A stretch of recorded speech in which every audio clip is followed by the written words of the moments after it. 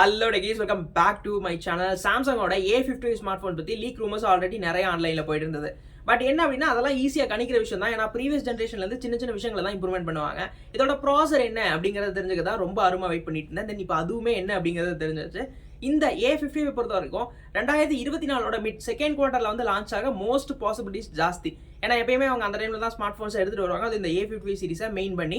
இந்த smart phone a55ல என்ன மாதிரியான விஷயங்கள் வரலாம், என்னெல்லாம் இருக்கலாம், என்ன பாசிட்டிவ் நெகட்டிவ்ஸ் இந்த மாதிரி விஷயங்கள் எல்லாம் சேர்த்து உங்களோட ஷேர் பண்ணிக்கிறதா இந்த ஒரு வீடியோ பார்த்து முடிச்சுட்டு பிடிச்சிருக்குங்க பட்சத்தில் லைக் ஷேர் சப்ஸ்கிரைப்லாம் தட்டி விட்டுருங்க.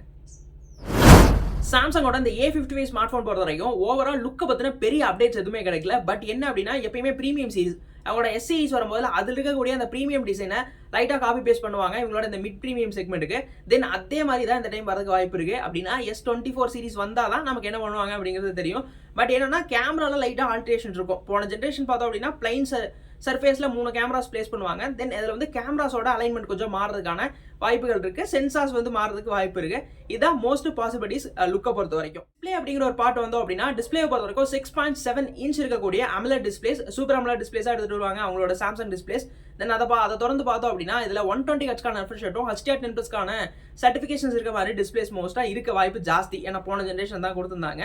தென் இதுல ஒரு அப்கிரேடரா பிரைட்னஸ் லெவல் வந்து இன்க்ரீசபிளா இருக்கலாம். 1200 nits இருக்கலாம். ஏன்னா ப்ரீவியஸ் ஜென்ரேஷன்ல அவங்க 1000 nits கொடுத்திருந்தாங்க. தென் அதோட அப்கிரேடரா இங்க ஒரு 1200 nitsக்கான பீக் பிரைட்னஸ் இருக்கக்கூடிய ஸ்கிரீன்ஸ் வந்து எக்ஸ்பெக்ட் பண்ணலாம். சாம்சங்கோட இந்த மிட் ரேஞ்ச் பிரீமியம் செக்மெண்ட்னாலே கேமராஸ் தான் பெரிய ஹைலைட் அப்படின்னு சொல்ற மாதிரி இருந்தது. தென் அதுக்கு பார்த்தோம் அப்படின்னா இந்த டைம் பிரைமரியா ஒரு 50 மெகாபிக்சலுக்கான சென்சாரும், ஒரு 13 மெகாபிக்சல் அல்ட்ரா வைட் அண்ட் அது போக ஒரு 5 மெகாபிக்சலுக்கான மேக்ரோங்கிற மாதிரி செட்டப். அண்ட் சென்சார்ஸ் பத்தி பெரிய அப்டேட் இல்ல.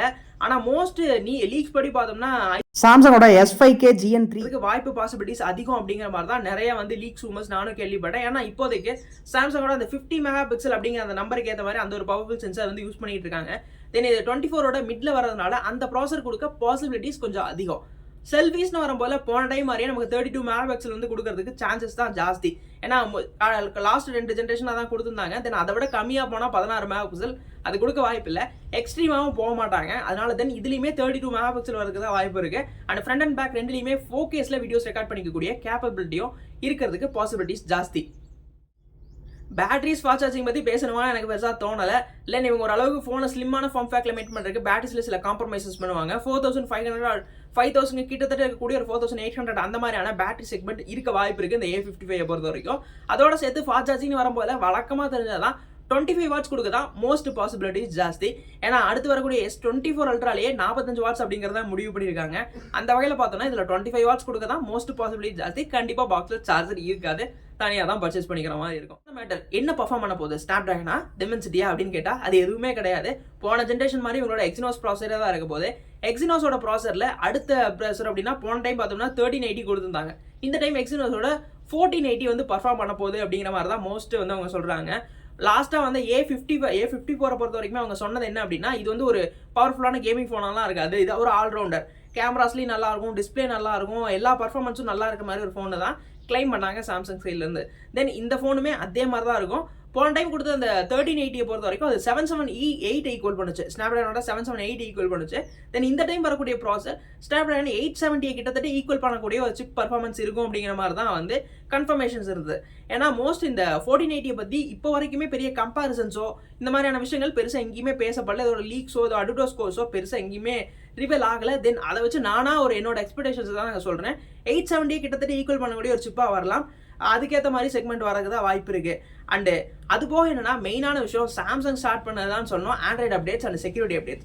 அதை பொறுத்த வரைக்கும் 5 வருஷத்துக்கான செக்யூரிட்டி அப்டேட்ஸும் 4 வருஷத்துக்கான ஆண்ட்ராய்டு அப்டேட்ஸ் இருக்கிற மாதிரியான விஷயங்களோட இந்த சாம்சங்கோட a55 இருக்க பாசிபிலிட்டிஸ் அதிகமாகவே இருக்கிற மாதிரியான விஷயங்கள் தான்.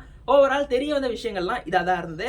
ப்ரைஸும் பார்த்தோம்னா ப்ரீவியஸ் ஜென்ரேஷன் கொஞ்சம் ஒரு 2-3000 ஒரு 4000 அதிகமாக இருக்கிறதுக்கும் வாய்ப்பு ஜாஸ்தி. ஏன்னா ஒவ்வொரு ஜென்ரேஷன்ல அவங்க ஸ்லைடராக தான் அப்கிரேட் பண்ணுவாங்க. டிஸ்பிளேஸ்னு வரும்போது சின்ன சின்ன விஷயங்களை இன்க்ரீஸ் பண்ணி எடுத்துட்டு வந்துருந்தாங்க. அது ப்ராசர்லேயும் அதே மாதிரி தான். தென் இந்த ப்ரீவியஸ் ஜென்ரேஷனும் அந்த மாதிரி இருக்குங்கிறது தான் ஓவரால் எக்ஸ்பெக்டேஷன் இருந்தது. ப்ரைஸும் அதுக்கேற்ற மாதிரி இருக்கலாங்கிற மாதிரி தான். ஓவரால் பார்த்தோம்னா அது ஒரு 45K அந்த ஒரு மிட்டை டச் பண்ணுற ப்ரைஸிங்கில் இருக்கலாம். தென் 43 அந்த மாதிரி செக்மெண்ட்டை பேஸ் பண்ணி வரலாம். ஏன்னா அடுத்து வந்து S23 நமக்கு வந்து S23 FE வந்து இருக்கு. அதெல்லாம் வந்து நம்ம கம்பேர் பண்ணி பார்க்கும்போதுல இவங்க என்ன ப்ரைஸ்க்கு வருவாங்கன்னு அப்போ தான் நமக்கு கரெக்டாக தெரியும். தென் இந்த மாதிரி விஷயங்களை உங்களோட ஷேர் பண்ணிக்கணும் அப்படின்னு நினச்சேன். அதான் இந்த ஒரு வீடியோ பிடிச்சிருக்க இன்ஃபர்மேட்டிவாக இருக்குது அப்படின்னு நினச்சிங்கன்னா மறக்காமல் லைக் ஷேர் சப்ஸ்கிரைப்லாம் தட்டி விட்டுருங்க.